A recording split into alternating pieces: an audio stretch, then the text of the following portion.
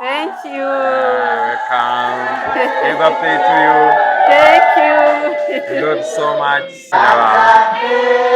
Kata. Gari kuzana imbuga.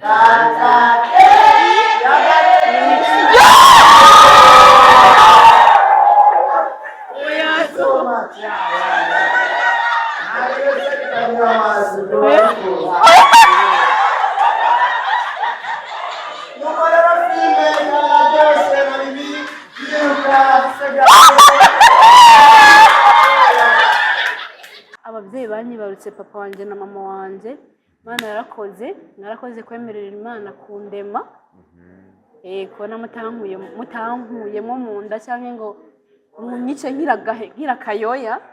Ndabashimira cyane, mwarakoze babyeyi beza, ndabakunda. Imana ibahaze kuramba kugira ngo nanjye ndababere umugisha. Abantu munyikundire ko nyene kabisa, mukomeze mu nkunde. Mwankunze nta mpamvu, mukomeze mu nkunde nta mpamvu. Ndabakunda cyane. Ibintu by'imboneka rimwe kubona abantu nk'aba bashobora kuza mu rubanza rwawe. Ni ibintu by'imboneka rimwe kubona abantu nk'aba bashobora kuza mu rubanza rwawe bagahiba ibyo bari barimo ariko bakaza kugushyigikira.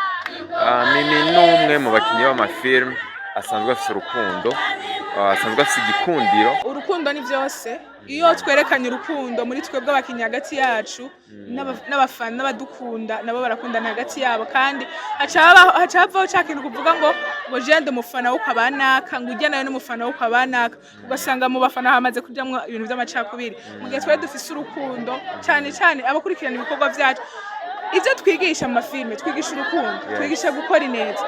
Rero mbere yo kwigisha ibyo bindi byose dutegereza kwanza kubyerekana twebwe kugira ngo n'abo twigisha bishobore kubafasha.